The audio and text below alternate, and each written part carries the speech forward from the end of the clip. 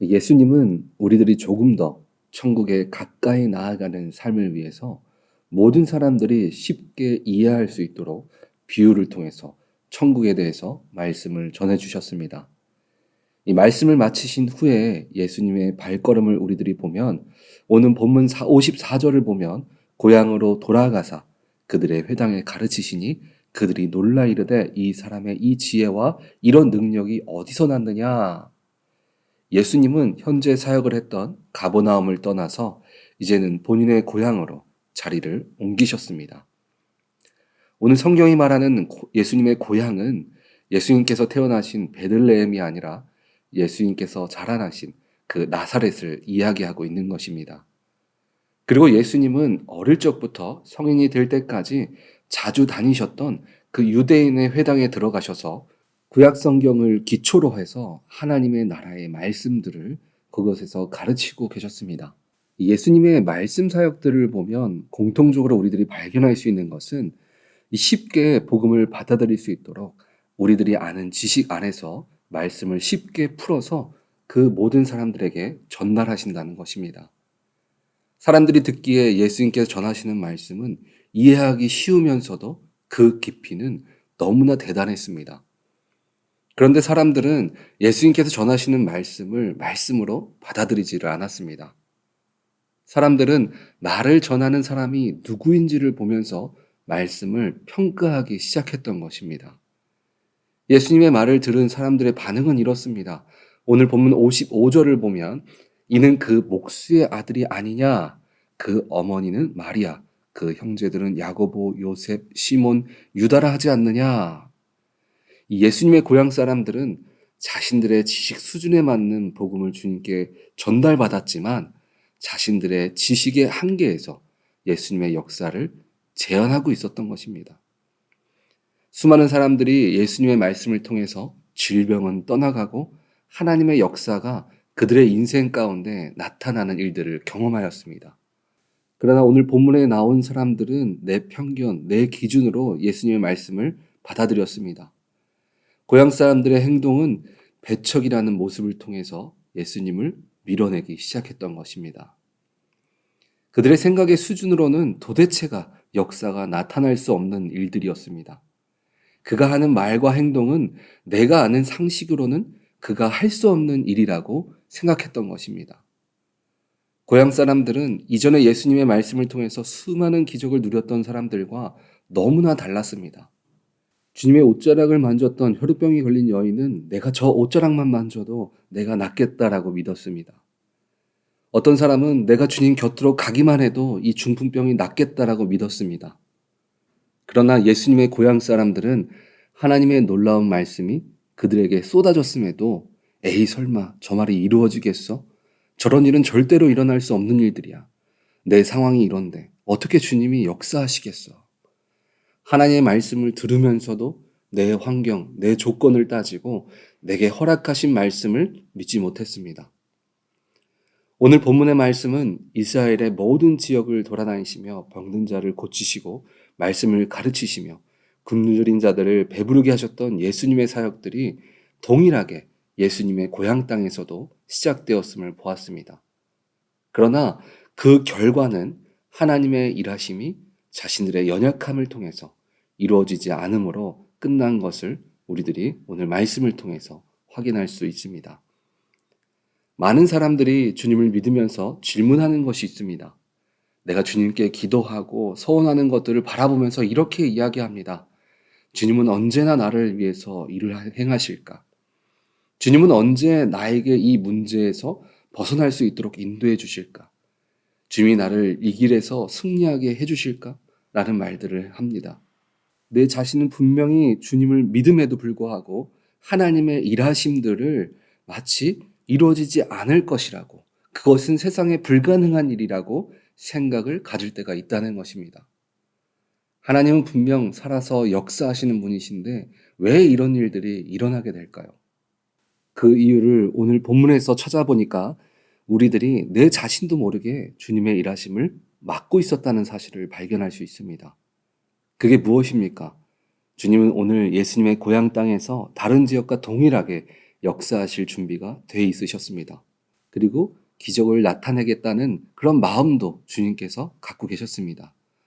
그리고 하나님께서 환경이 바뀌었다고 해서 역사가 멈춘 것도 아니었습니다. 오늘 하나님의 역사가 나타나지 못하게 막은 것은 바로 사람들이었습니다. 하나님의 역사가 나타나지 못하게 만든 이유 첫 번째는 사람들의 의심이었습니다. 눈에 보이는 것으로는 분명 대단합니다. 그러나 그것이 하나님이 역사하시는 것이라는 것을 생각하지 못했습니다. 예수님의 능력의 근원이 어디 있는지를 의심했습니다.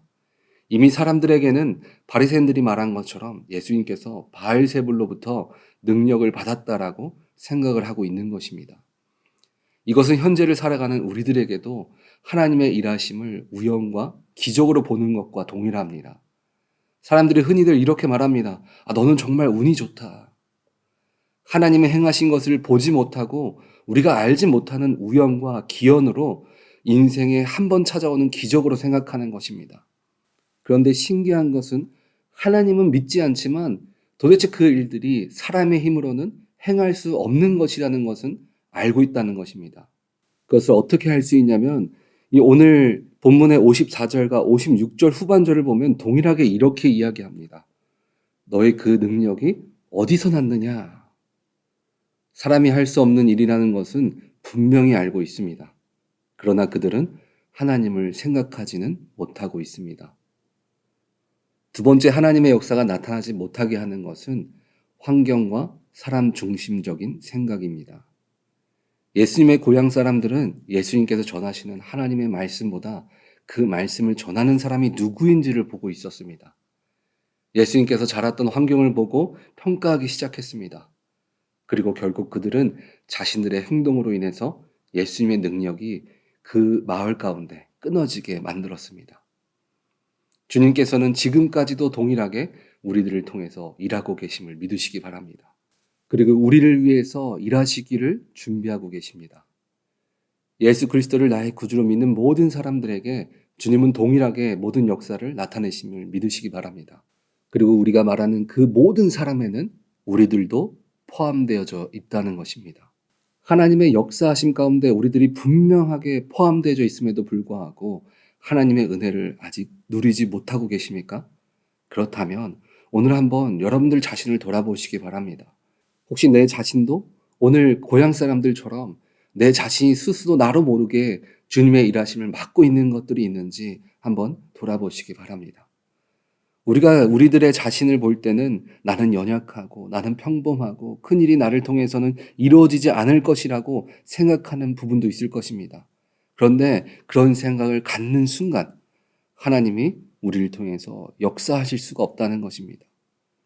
그렇다면 주님의 역사가 우리들 인생 가운데 나타나는 인생으로 살아가기 위해서는 그러면 어떻게 행해 나아가야 될까요? 주님을 나의 진정한 구주로 천지 만물을 지으신 그 하나님께서 이 땅에 못하실 것이 없으심을 여러분 마음 가운데 받아들이시기 바랍니다. 믿으시기 바랍니다.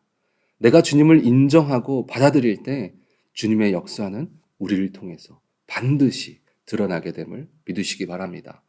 그리고 하나님이 하실 것이라는 확신을 여러분 마음 가운데 갖고 계시길 바랍니다. 내 환경과 여건을 따지면서 이건 하나님이라도 안 되지, 이건 저래서 안 되고 이건 이래서 안 돼 라고 하나님의 일하심을 제한하지 마십시오. 우리 주님은 능치 못함이 없으신 분이십니다. 다윗과 골리앗의 전투를 보면요, 현실적으로 불가능한 전투입니다. 어린아이와 어른의 대결과 같습니다. 어린아이는 아무리 노력을 해도요, 힘으로는 어른을 이길 수가 없습니다.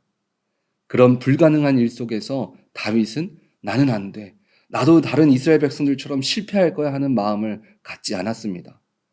그는 만군의 여호와 하나님이 나와 함께 하신다, 주님의 이름으로 나는 나아가기 때문에 나는 이길 수밖에 없다라는 확신을 갖고 전쟁 가운데 나아갔습니다.